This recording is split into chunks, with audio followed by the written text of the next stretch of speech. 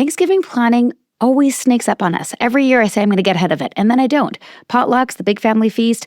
But this year I'm keeping things easy and stress-free with Whole Foods Market. It's my one-stop shop for everything I need all month long. From quality organic produce to great prices on turkey and amazing deals on baking essentials. Plus, their 365 brand always keeps my pantry stocked with the basics without breaking the budget. And for the days when life gets too busy, their grab-and-go sides are a lifesaver. The creamy mashed russet potatoes and sea salt and cracked pepper green beans are perfect for potlucks, quick dinners, or last-minute Friendsgiving plans. Nobody needs to know I didn't actually cook it myself, right? I love browsing their produce sales for fresh ingredients to make casseroles and classic sides that taste like home. And if you want to skip the cooking altogether, Whole Foods Market Catering has you covered. From turkey to dessert, all made with the same better ingredients and high standards that you'd expect. Make sure to order by November 25th to reserve your bird, your sides, and your sweets. This Thanksgiving, save more, stress less, and make it delicious. All with Whole Foods Market. Shop everything you need for Thanksgiving now at Whole Foods Market. Oh, and happy Thanksgiving. This podcast is for informational purposes only and should not be considered legal, medical, or mental health advice. The views and opinions expressed do not necessarily reflect the official policy or position of the podcast and are not intended to malign any religion, group, club, organization, business, individual, anyone, or anything.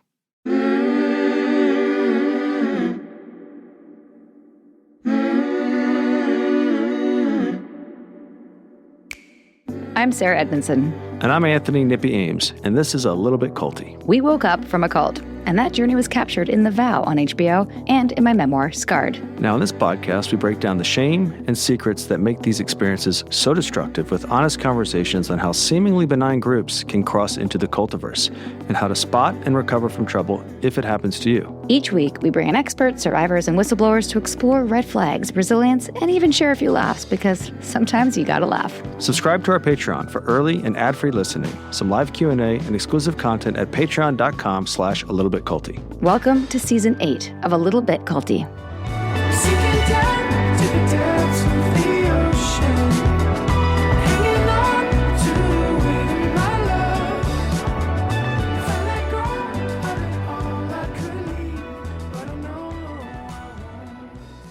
Welcome back to A Little Bit Culty, everyone. Today's guest is Sean Prophet, sometimes called the Princeling of the Church Universal and Triumphant, or CUT for short. Yes, that is right. We are finally covering CUT. For those who've never heard of it, CUT was a New Age apocalyptic movement founded by Sean's parents, Elizabeth, Claire, and Mark Prophet. At its peak in the 1970s and 80s, CUT blended Eastern mysticism, Christianity, and Cold War paranoia, amassing thousands of followers who built underground bunkers in Montana to survive the coming nuclear apocalypse. For Sean, this wasn't just religion, it was his family life. Prepping for nuclear war was as normal as Sunday brunch, and channeling ascended masters was just another family tradition. He grew up amid mansions, strict spiritual hierarchies, and what the group called Guru Chila, discipline, that traditional teacher-discipline relationship found in Eastern spirituality, reinterpreted within CUT as total devotion and unquestioning obedience to the guru. Sounds like a recipe for disaster. Yeah, it's not going to go well. As vice president of the church, Sean lived through every twist, family drama, doomsday drills, and the slow unraveling of a spiritual empire. In this episode, he breaks down how his parents built the movement, how belief systems can morph from inspiring to oppressive, and why even the smartest people can get pulled into culty mind games. Sean's story is equal parts revelation, rebellion, and recovery, told with the wit and wisdom of someone who's truly made it to the other side. Get ready for a ride through childhood in a nuclear doomsday cult, complete with fallout shelters, spiritual prophecies, and an insider's account of how faith, fear, and family can collide. Welcome, Sean Prophet.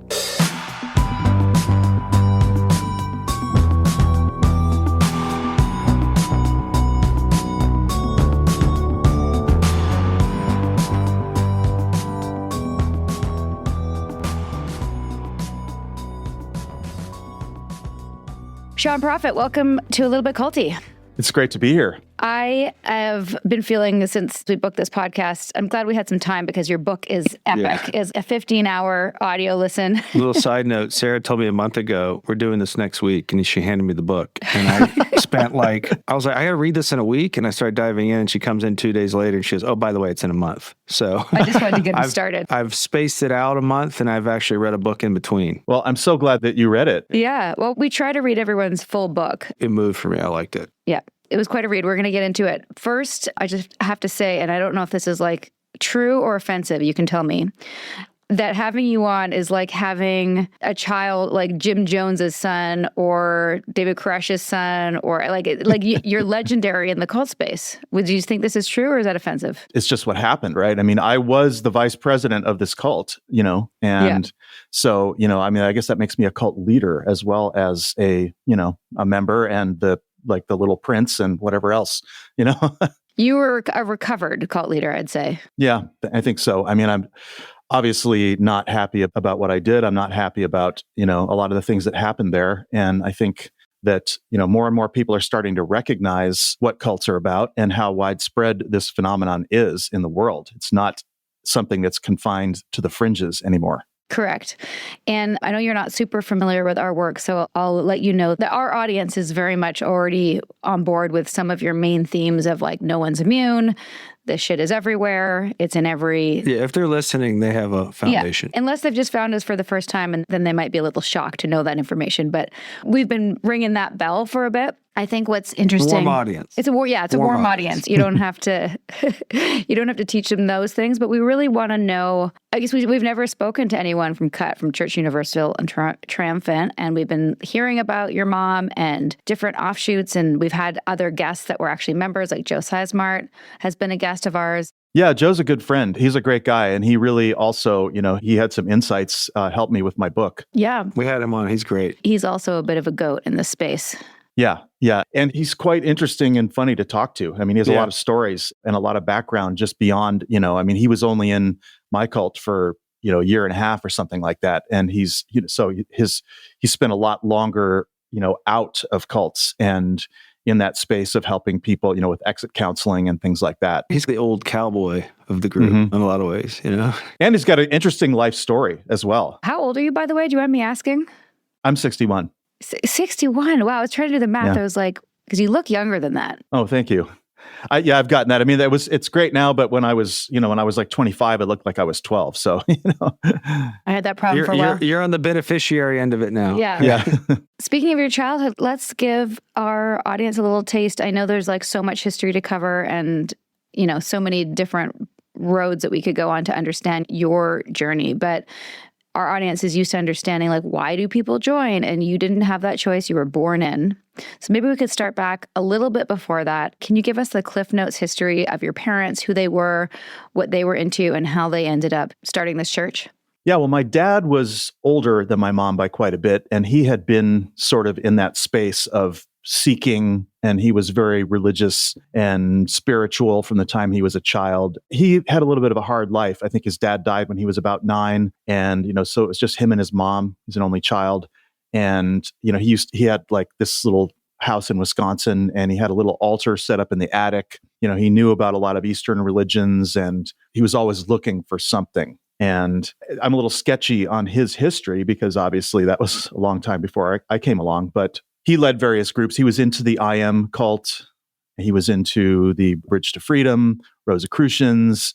I think he might have gotten into, Pentecostal Christianity. I mean, he was just all over the place, a smorgasbord of different beliefs and things like that until he finally settled on the Ascended Masters as what he was going to pursue. He knew some of the building trades, and I think he built his mom a house at one point. Wow. And, as a young man, I mean, he just did a little bit of everything. I mean, he sold, Fuller brushes, vacuum cleaners, he did whatever he could do to survive. And, he was born in 1918. So he grew up, through the Depression years and, 2 World so Wars. his time in the service was during World War II.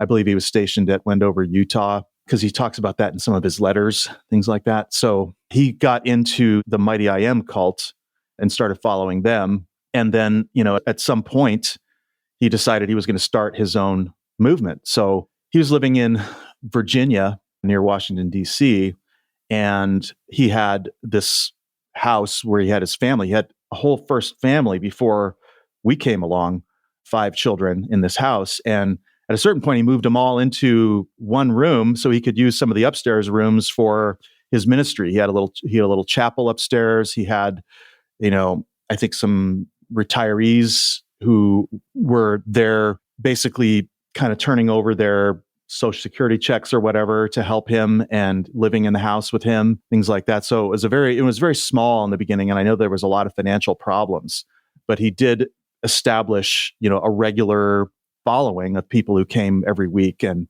attended his meetings. And so it was from that point in 1958 that he started the cult, and he kicked it off with a dictation, because that's what my parents did. They were channelers. And that's what the Mighty I Am cult was about as well. So Guy and Edna Ballard were channelers, and my dad did the same thing, learned to do the same thing. Now, I talk a lot in the book about these messages and, whether they were authentic or not. And I think scientifically, we know that, you can't hear voices in your head. I mean, whatever's coming out of your mouth comes from your brain. So, were my parents inspired? How were they inspired? I really can't say. I think it's something that they learned to do.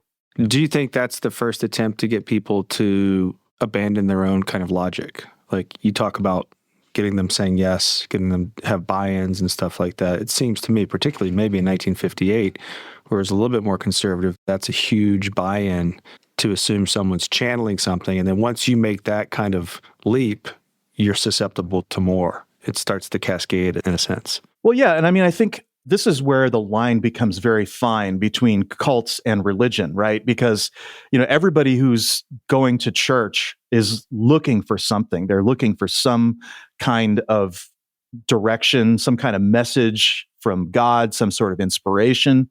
And I think everyone who goes to church has to believe that the pastor has some kind of divine inspiration, is giving them a message that they need, right? So I don't know that there was that much of a separation between somebody who might, we might think of as being, having the gift of the Holy Spirit or whatever, versus a channeled message from a master.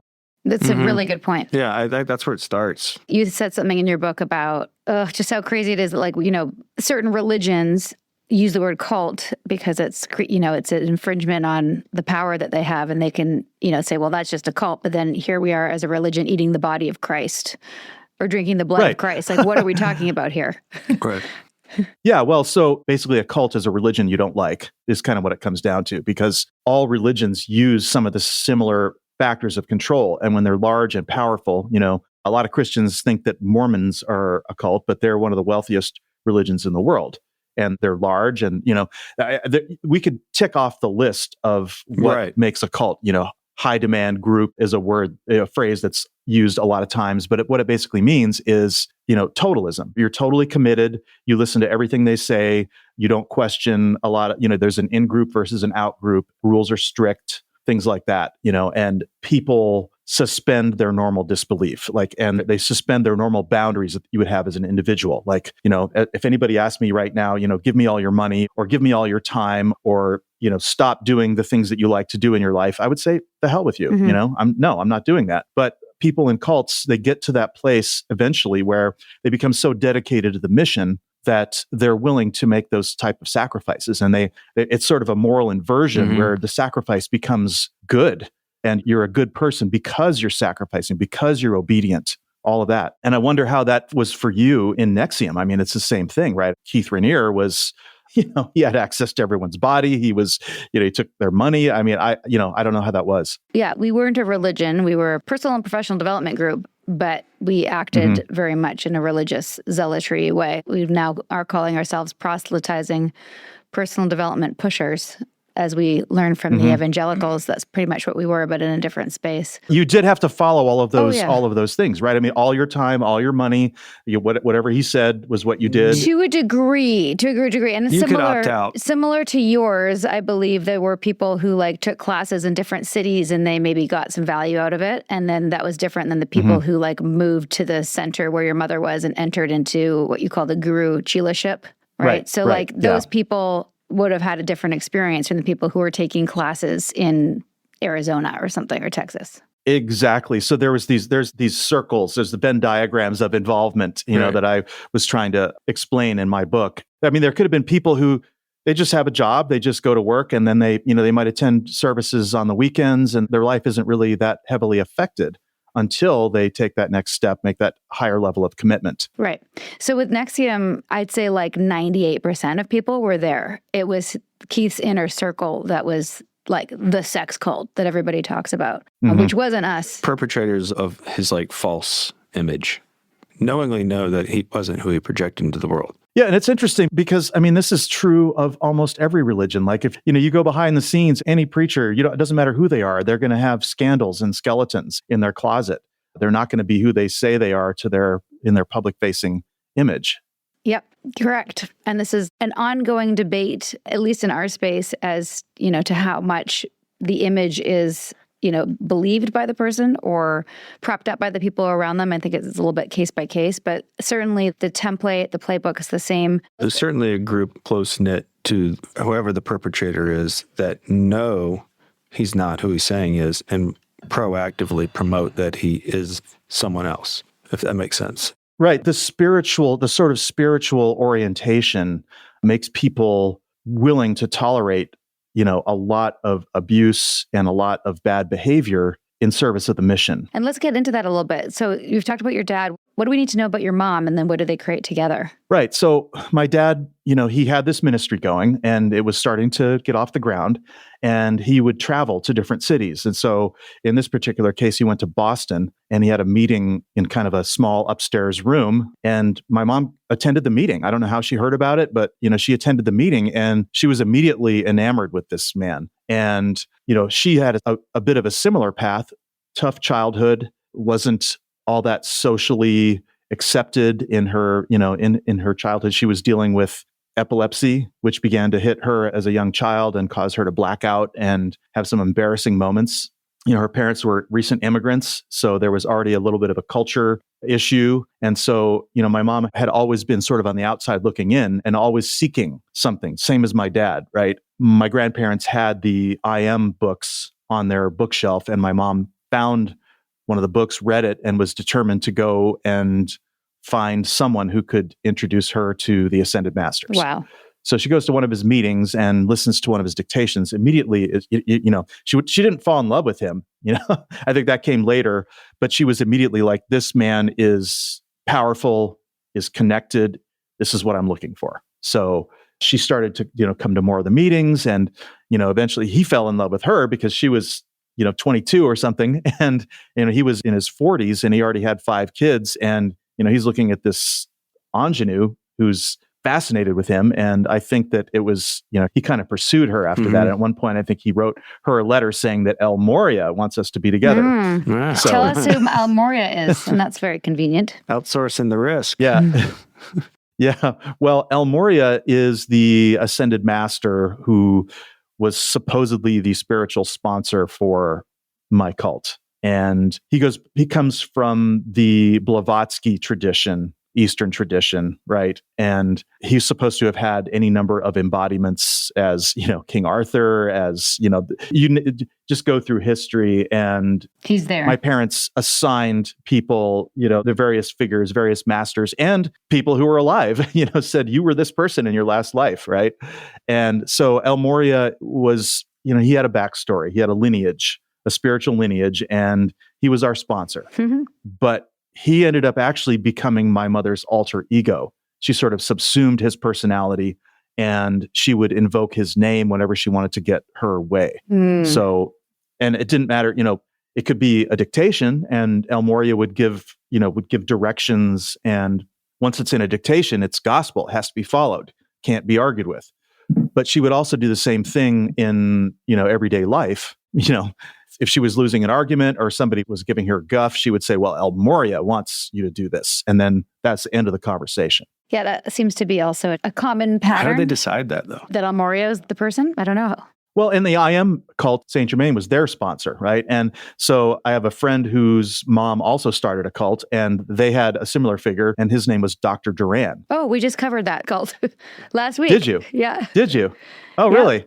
Who did you have on for that? Danny Wrench, international chess master. Interesting. Do you know who that is? I don't. Yeah, he's the son of Steve Wrench, and Steve Camp was his chess. Basically, Steve Camp Sponsor. got really into chess and decided that we'd teach all the kids chess, and that would legitimize their cult, and he got really good at it. And Interesting. yeah, Well, I'm good friends with Lane Camp, who's no the way. son. Lane Camp was mentioned in Stephen's book. I'm sure Lane would know Yeah. Danny very well. Yeah. You should have Lane on. I'd love to. I want to know more about Dr. Duran. I had lots of questions about that experience. Basically, Dr. Duran is El Moria. I mean, it's the exact same thing. It's this, this mythical figure who is above the leader, who legitimizes the leader, but who really is the leader. Mm-hmm. It's the used car salesman, right? I got to go check with my manager. The manager is in charge, but they're invisible. Right. Exactly. Time to deprogram. Listen up for our sponsor's latest offer.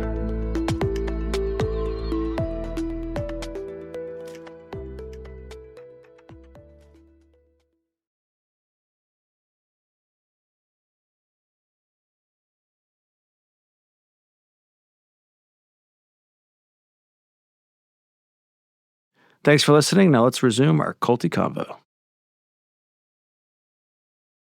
So your parents start Church Universal and Triumphant, which is not, it was just separate from Summit Lighthouse. Summit Lighthouse is no longer. Yeah, the organization that my dad founded in 1958 was called the Summit Lighthouse. And that was the whole theme. We are the light of the world, right? Mm-hmm. So we even made he would go to the local fair and he would bring we had this lighthouse that he would set up in a booth, and he would pass out literature to people. He loved to talk to people. I mean, he was much more of an extrovert than my mom was. He really loved to talk to people, and he could talk to anybody. And that's, I think, what really was the key to the cult success, is that it was his personality. Mm-hmm. Yeah, it takes a lot of words. But with CUT, when they started that, what was when people signed up, whether it was, on the outside taking classes or really getting fully committed and going inner circle, what were they signing up for? What was the belief system? What was the hook for most people? Well, eternal salvation, right? Mm-hmm. Your ascension, making your ascension. I mean, if you want to think about our theology very simply, each person the human being is not all of what we are. There's a Holy Christ self, and then there's the I am presence, which is basically our personal tie to God. And so the idea is you can transmute and cast out all of your human substance and all of your, vices and foibles, and you can reunite with God. And you can do that by what's called the science of the spoken word, which is these high-speed chants. You can do it through service. You can do it through giving money. There are so many ways that you can find your salvation, but it all has to do with kind of sublimating or eliminating your human identity, right? And so it has some connections to Eastern teaching in the sense that none of this is real. This is all Maya, illusion, samsara, right. All of that. And the reality is somewhere else.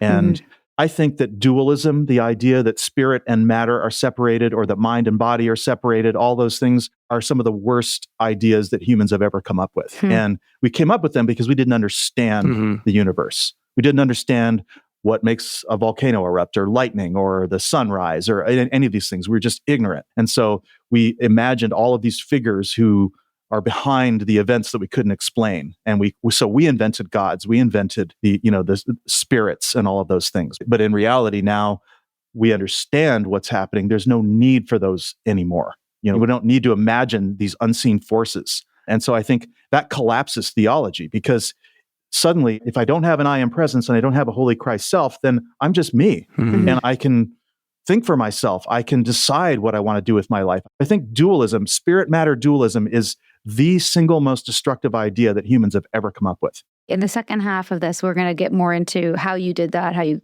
got your autonomy back, your life back, which must have been especially hard having been born into it. So hold that thought, because I want to know more about your healing process. Sure thing. What was life like? I'd like to know about, for you versus other members. I know that you've been called as the prince of the group. Religious privilege there. Yeah. We went through many different periods in our history. My earliest memories come from Colorado Springs, and we lived in this big mansion that I describe in the book.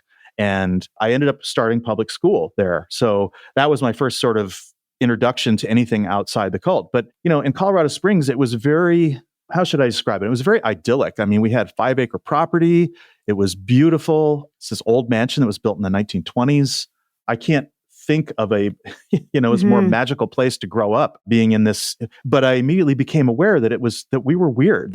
We weren't like other people. And I started to recognize that when I was really young, that there were two different ways of looking at the world. There was, my house, my friends, the people who took care of me, my parents, and then there was the outside world, and they were very different. So that was a sort of gradual process of awareness, becoming aware that there was something strange about me and about the people around me. Quick question there about that. Did you have the awareness that other people thought you were weird? Yes, definitely. Because when I started public school, I was teased. I was ostracized because these kids knew that, understand that the Broadmoor neighborhood of Colorado Springs is very exclusive. It's like Beverly Hills or something of Colorado Springs. So people I'm going to public school with are all the kids of wealthy parents. So, there's some snootiness going on there. And so I come from this cult house and they don't know what to make of it. Got it. Yeah. So that was definitely evident. I didn't know popular music. I didn't know sports. I didn't know even a lot of the childhood games that were being played that other kids knew. It can be very isolating. Yeah. And because I was in this mansion, it's not like I played with neighborhood kids. I'm in this brick mansion with a stone wall and 5 acres, and I didn't really see anybody else. And what were the ages, remind me again, that you were there? From like 2 to, I think, 8 or 9 when my dad died, and then we moved. Yeah, that's probably tough. Yeah, I can imagine. And so then you moved to Santa Barbara? Moved to Santa Barbara, and we were there for a couple of years, and we had the center there. It was more of a standard American neighborhood. We had actual neighbors. I lived in a regular house, and our center was like 2 blocks away from where I lived. So, I got into Santa Barbara's a great bike town. It's beautiful. So I had more freedom there. Was that an upgrade for you? It was definitely an upgrade. Yeah. Again, I wasn't going to public school anymore. I was going to a private school in Montecito. And so I got even more exposed to, other music. I started listening to the radio, started having other influences. So again, this is making me so very much aware that I was unlike other people. Everyone grows up in a household that's different. I can remember going to a friend's house and seeing the kid not get in trouble for something that I would normally get in trouble for. And that kind of built my awareness, right? And so the interesting ones for me are at childhood, you must have known something was a little off and how those things accumulated to ultimately what ended up happening. Yeah, you're dealing with different morality, different standards of behavior, different, and as I began to get into my teenage years, it became more intense because suddenly, all the things that teenagers are doing, from dating to listening to music to wanting to go dancing or whatever, I wasn't allowed to do. My inner life retreated from the cult. I would sneak off and go to movies. I would listen to the radio clandestinely. I would try to watch TV. And I got in trouble numerous times for doing things that normal kids would be allowed to do. And by the time I got into high school, we were living in Los Angeles, first Pasadena, then we moved out to Calabasas, to the King Gillette Ranch. And during that time, we had a full-on high school. And so we're in high school and the kids are subject to very strict rules. I mean, I think somebody got kicked out for holding hands. Jeez. With somebody there was no physical contact allowed. The boys and the girls had to sit on separate sides of the room, separate sides of the bus. And it was drilled into us that if you touch someone of the opposite sex, you were making karma. It was a sin. And, so we couldn't be normal teenagers. And did that amplify your doubts? Were you more obedient? I got really rebellious and, I could get away with almost anything because of who I was. But then when I did get caught, I would get severely punished. I mean, I remember one summer, having to work, for my mom the entire summer. I mean, it was like, things like that would happen where I think what I did is I went on a camping trip and I had some beer or something like that. And that cost me the entire summer. Which is different than the near beer, which we're going to get into in a minute.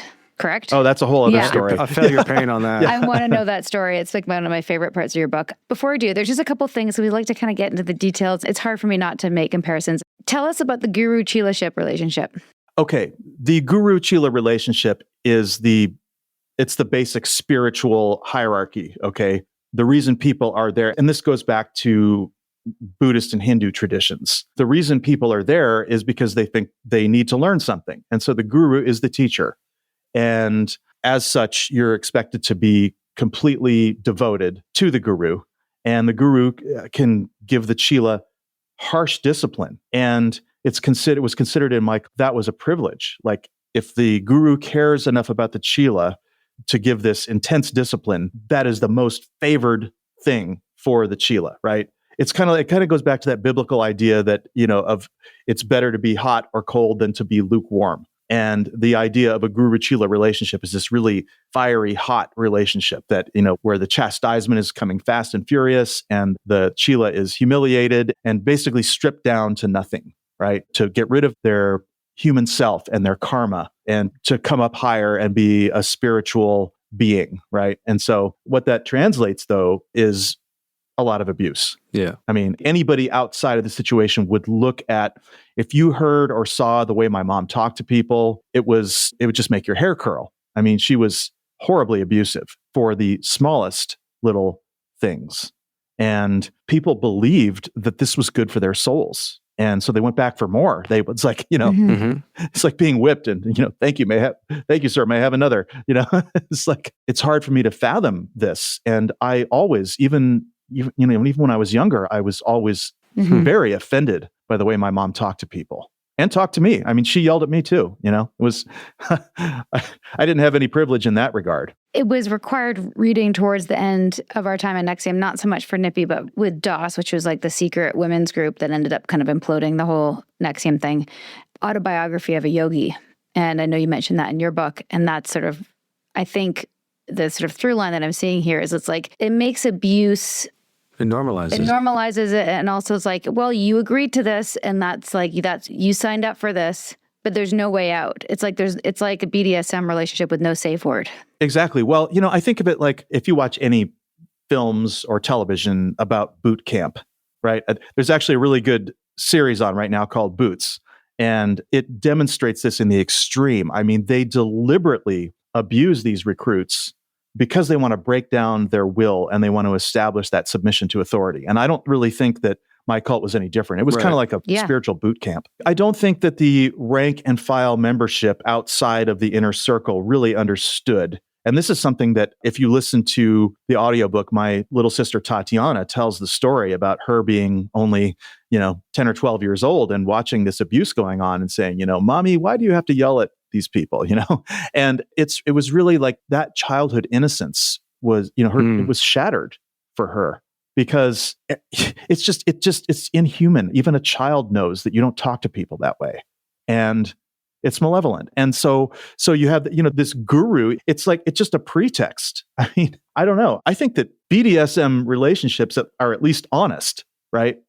Because sometimes there's a written contract, there's a safe word, there's all these things where the autonomy of the individual is respected. So a guru-chela relationship is way worse than that. There's no clause. There's no where the chela can say, okay, this is too much for me. I can't handle this anymore. No, you're there for the duration. And you may at that point have no money. You may have no way out. You are dependent on the cult for, your food and your shelter. And now you have to endure this abuse, it's pure trauma.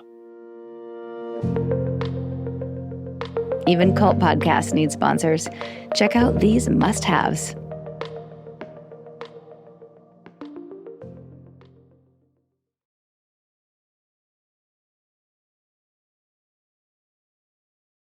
Thank you, sponsors. We couldn't do it without you. Now let's get back to the show. And on top of that, you have these decrees that talk about smashing and blasting. Can you tell us a little bit about that? What the decreeing and praying was about? Yeah, this is what's so funny because a lot of people really justify these violent metaphors that we used in our decrees because they claimed, well, we're only asking God to do his own will, which, I mean, we could talk about the whole idea of God's will. It's ridiculous, right? What is God's will? What even is that? But if you assume that such a thing exists, then why do you need to tell God to do what he already wants to do? Why are we giving these shouting decrees at the top of our lungs to tell God to do what he already knows he should do? And the teaching was this, that, even though God is all powerful and controls the universe, he can't intervene in the affairs of humans unless humans ask. Beg. Right? Unless humans pray and ask, beg, right? Submit themselves. What is that about? That's a real flaw in the logic around God. It's one of many. Yeah, I mean, there's no logic at all. To me, God represents, it has two of the words, or two of the letters of ego, right? God is just ego. It's whatever I want. I suddenly can project out, this is what God wants. And then suddenly I hear this logic coming back to me, right? It's really my own thoughts that went out there that created this whole impulse. But now I'm thinking that this thing that originated with me is coming from an outside source. And that's what I think my parents did their entire lives. It was all about their egos, and it was all about the spiritual egos of their followers as well. It's like a mutual admiration society. Mhm. They're feeling important, the followers are feeling important, and everybody has got this ego projection going to these ascended masters or cosmic beings, but it's just what they wanted. So getting back to the decrees, the smash, blast, annihilate, again, it's just our own will. We didn't like someone, or we didn't like some politician, someone from another cult, someone who was criticizing us, a journalist, whoever it was. And so smash, blast, annihilate, shatter, dissolve, and consume that person, right? And we justified it by saying, well, that's not violent. We're just asking God to do his will. And if God doesn't want to hurt this person, then that person won't be hurt. And it's ridiculous. It's taking your own agency, your responsibility for what you do in the world. It can justify anything. The way your audiobook at 1.8 doing the decrees was really intense. I figured, if I'm gonna take the time to record the audiobook, I need to at least demonstrate what it sounds like. And if you listen to any of the recordings of the decrees, I'm not exaggerating. Yeah, no, it's great. I love the audiobook for the reason for that, and also like the interviews with other The people interviews are great. Yeah, I read half and listened to the last half. And as I mentioned earlier, your book and our book have some overlap. I feel like your book is the academic, because we have no footnotes, we have no references. Like our book is like, we want to reach young people who are about to go out into the world and give them like a tool set for their tool belt to not get into culty shit, right? So we didn't want to have anything that could deter them intellectually or academically. It's a warning. Yours is like all the proof, in the footnotes and references, and it's really helpful. And one of the terms that we didn't talk about in our book that I thought I would ask you to elaborate on is the concept of purity. Can you riff on that for a bit? I said that the most dangerous idea was this spirit matter dualism, but purity is also extremely dangerous, right? And it's something that people don't appreciate enough how damaging it is. And because when you think about purity, it's like, I want pure food, I want pure water, I want, I don't want a dirty house. I want like cleanliness, right? That's what people think of, cleanliness and a lack of contamination. But nothing is in the universe is pure, right? I mean, gold has to be refined from ore. There's nothing that's naturally pure. And no matter how pure something is, you can always be more pure. It's that drive for purity that when it's turned against darkness or outsiders, it turns into fascism, right? Because you could consider a race to be impure. If you're not perfectly white, then, you could think of darker shades of color as being impure. And that's in fact, a lot of what purity was behind Nazi Germany, racial purity. You think about that, and you think about all of this anti-vax. Here's the most life-saving invention of the last 2 centuries, which is vaccination. It saved millions, if not billions of lives.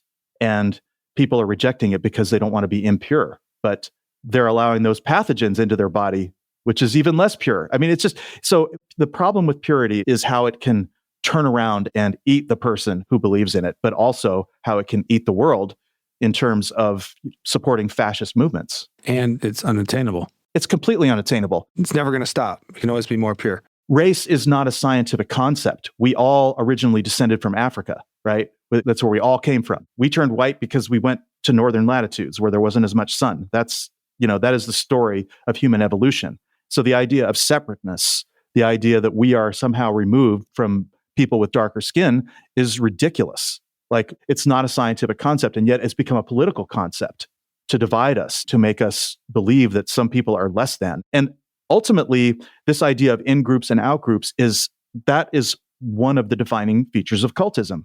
And so racism is cultish, nationalism is cultish. Everything that tries to privilege the in-group over the out-group is something that is going to ultimately create violence, and it's going to even destroy the people, the insiders. It also destroys the group that's pretending to champion. Absolutely.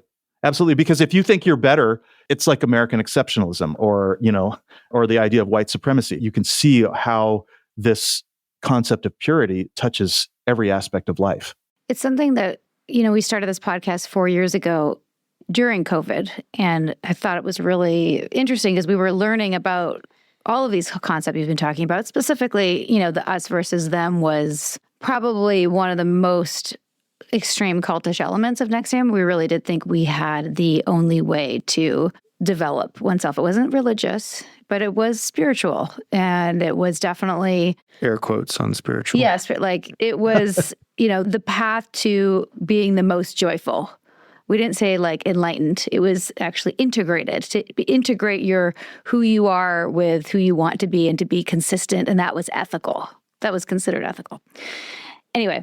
Everybody has a different term for it. In Scientology, you're clear, right? So as we were educating ourselves, we're we were totally us versus theming, or you said in and out group, same thing. Mm-hmm. And so when COVID happened and we started this podcast, both sides of that argument came to us and said, when are you going to do a podcast on the anti-vaxxers? And people came to us and said, when are you going to do a podcast on the people pushing vaccines down our throats? I had just had this experience where I was tricked and lied to about my body and branded with Keith's initials, and had that experience and then was told, okay, give this to your children. And it hasn't fully been tested yet. We're kind of experimenting. And I was asking questions and then I got labeled an anti-vaxxer. And I was really mad about that because I felt a label was being put on me that I wasn't. I just wanted to have a bit more information. And that's where I felt it got really dangerous to have such a division. Can't ask questions. You can't ask questions, which is a red flag for me. So that was something that I had a hard time wrapping my head around. My parents claimed to receive divine revelations and that they couldn't be questioned, right? Science, on the other hand, is testable by anyone.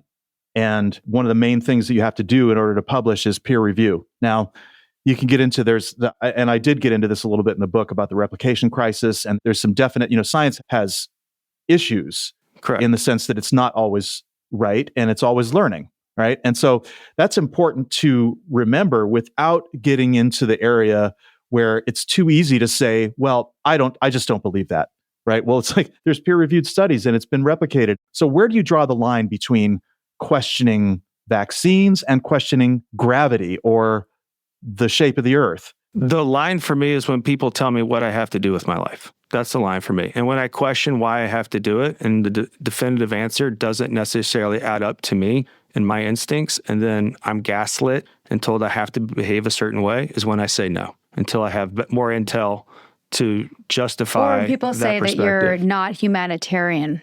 I just think it's really interesting, and I like to have these conversations to figure out, how do you decide what is right and what is wrong, and how do you make sure that even in the decide that you've chosen for yourself with your own, and you've obviously done a lot of work on yourself, which we're going to get into part 2 in a minute, to figure out who you are, what your ethics are, how do you make sure that you're not being divisive in your own stance that you settle into? That's just a journey that I'm constantly on, even on the other side of it.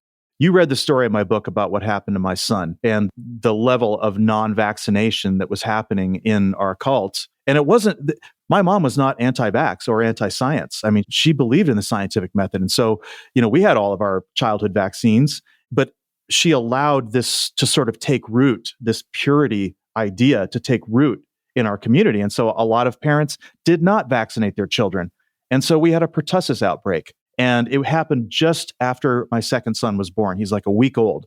And we had to put him on intravenous antibiotics in his first week of life because of this epidemic that was spreading in the cult. And I've never forgotten that. And so that's not just the science, it's a personal trauma that I experienced. So, to me, if I was in charge, I probably would absolutely mandate vaccines. And that, what's great about not being in a cult is that you can have conversations and have disagreements and not all agree about the same thing. That's awesome. And I appreciate that, because if I only talk to people who had the same beliefs as me, then I'd be in an echo chamber. So we're going to pause right there and come back for part 2, where we learn about how Church Universal and Triumphant actually predicted nuclear war, built massive fallout shelters, prepped for doomsday, all of while you're growing up and becoming a teenager and young adult. We're going to come back and hear how you woke up and what little moments led to that, which may or may not have involved non-alcoholic beer called near beer. Stay tuned for part 2 with Sean Prophet. Sinking down to the depths of the ocean, hanging on to the weight of my love. If I let go of it all,